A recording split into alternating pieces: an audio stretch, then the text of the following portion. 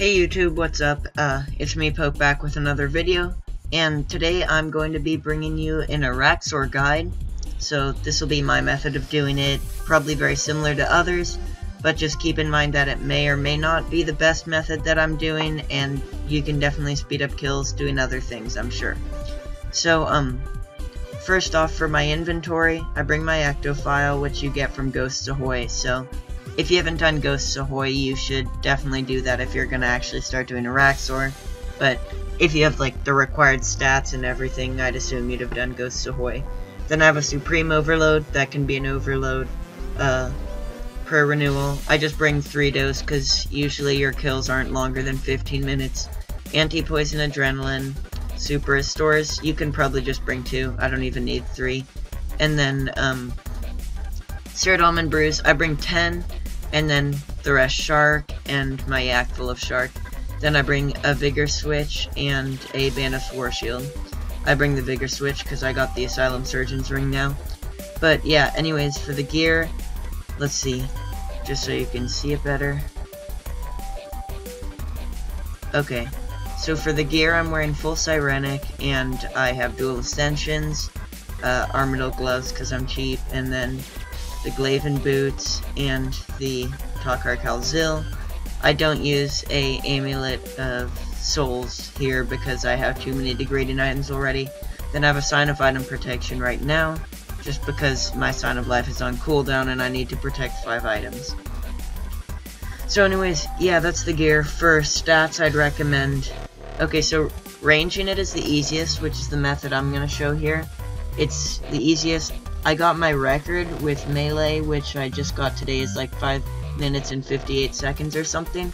But you typically range it at higher end raids, so that's definitely the easiest. That's what I would learn if I were you, but you can learn with melee if you have melee, and it should be a similar kill. But anyways, I'd have like 90 plus, definitely higher 90s would be good for all your stats, and Overloads and Turmoil, of course, are just going to make this a lot easier, so I would definitely have those. So, next I will move on into the... Okay, I should actually probably mention how to get to Arraxor. Anyways, so I'm just here, right south of Port Phasmatis, and, can't seem to click on the world map. There we go. Okay, so, this is where I just was in the bank. And if you have, I think it's 90 plus agility, you can just go out, run here, and then run down. That's Arraxor right there. But, if you don't have 90 agility, you run out here, run through here. I typically, once I'm at an angle, I surge here just to make the trip quicker, and then I run into here, which is the hive right here. So you just want to enter the cave, you enter the graveyard if you die, and it also gives you a prompt, so you don't have to worry about messing up. And don't worry too much about losing your items, because unless you DC or something, it's extremely easy to get back to your grave. And there's someone dressed up as a bot. But, anyways, into the kill. So I'm going to start an instance here, because instances have increased chances of spawning the opposing combat style. So I should be getting a mage kill, and if not, I'm pretty unlucky. Alright, so, I decided to start voicing this over because the commentary got a little rough mid-kill. But anyways, you want to make sure that Arraxor is mage, like so on screen. And, because if it's not like that, then you're going to end up having rougher kills. It won't be as easy to learn on. So, this is just going to be a pretty basic guide in general, but I will definitely go over a lot of the stuff. So, that right there was Swipe. Swipe is one of Arraxor's abilities. It starts out with 3 and gets like 5 or 6 in the end. But anyway, so this is the first phase. Arraxor has 4 phases. The third one there is Swipe. And the other 2 would be that one where I just got cocooned. And another one where it puts a web over itself, which you'll see, and it reflects all damage to its attacker. So, there I am on screen, just getting swiped again. But anyways, those are the 3 attacks you want to watch out for on phase 1. The way to avoid them, or reduce them, they apply differently for each one. But you see how I have my defensive abilities up in the top right? You want to have those up there, not only to stall adrenaline, but you want to anticipate or freedom every 4 to 5 attacks, and that way, for instance, when you get webbed, you will not be webbed for as long. You can click out much quicker. The way to get out of this, like right now, you just start spam clicking. Best to click on Arraxor, but you won't be webbed for as long. And if you get cleaved, or if you're about to get cleaved and you hit, say, freedom, you won't get pulled into Arraxor, which is really helpful so you don't risk taking the huge hit. But anyways, those are the basic attacks. You want to keep using Anticipate and Freedom all the way into the next phase. You should actually be doing that pretty much the whole kill. It changes a little bit in the end, but I'll show it later. So, this guide's just going to cover Path 2. I might make guides for the other paths later, but for now it's just Path 2. So anyways, Path 2 will keep all the same mechanics from Path 1, but Arraxor gains 2 new, or Path 2, second phase, gains the same, has the same mechanics and then gains 2 more. So what Arraxor just did, you should have seen the bar that was crawling towards me. That's a spider that Arraxor spawns. It uses a melee looking attack and spawns a blob on the ground. Just be on the watch for that if you're confused as to what I'm saying. But, it spawns a blob on the ground, and a spider will spawn shortly and start moving towards you. And if it touches you, it hits you for like 10k or something ridiculous, so you want to avoid that. Surge away if possible. The second ability it gains is right here. It shoots a projectile at you and spawns eggs, and you should go stand on top of the eggs, and that way you don't get hit for 3k and minions won't spawn. But anyways, the top of Path 2 up here, basically down there, you are keeping Arraxor in the acid pool you can see until the acid bar at the top of the screen reaches about 75%. It's not vital, like you can have it go up more, but 75% is a good amount to run up at, because basically it'll drain acid into this platform till it disappears. So you run up here, you want to go all the way to the back, then stand 1 square away, then like move towards Arraxor 1 square, and that way you won't take the cleaves as powerfully when he does cleave you. And you just wait up there.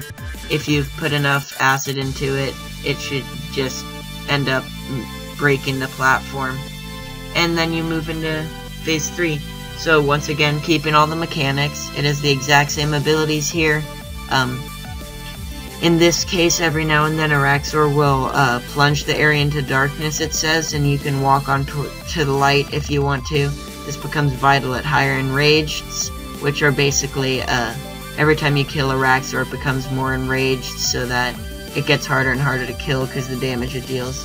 But I don't always run to the lights just at the start when I'm going for speed kills. But as you can see, just all the same mechanics. Arraxor's attack speed increases, that's about it on this phase. And you just want to make sure to adjust to that and use Anticipate and Freedom accordingly. Right there's the blob thing I was talking about earlier, so the spider's gonna spawn and run towards me. And you should be seeing me surged like right now, so I don't get killed by it. But yeah, so here, I'm not gonna really go over DPSing Arraxor, but for here you just want to be Death Swiftnessing like you did in the first phase, and just getting it down. You're gonna be getting it down to about 10k I think, before you're gonna be luring these spiders that you've been seeing pop up. That's the 6th ability that is new as well. It spawns spiders that look like the suicide spider, but they won't be walking towards you. And at the end of the phase here, you're gonna lure them into Arraxor. So the final stage, you don't get dealt extra damage, because that's the hardest part for a lot of people and takes the longest to learn. But so yeah, I'm just DPSing Arraxor down right now. Just make sure when you're doing Arraxor, just keep your health up unless you're super experienced, because if you start walking around with not too high health, you're gonna end up making a mistake and then you won't be very happy, because Arraxor can be really frustrating.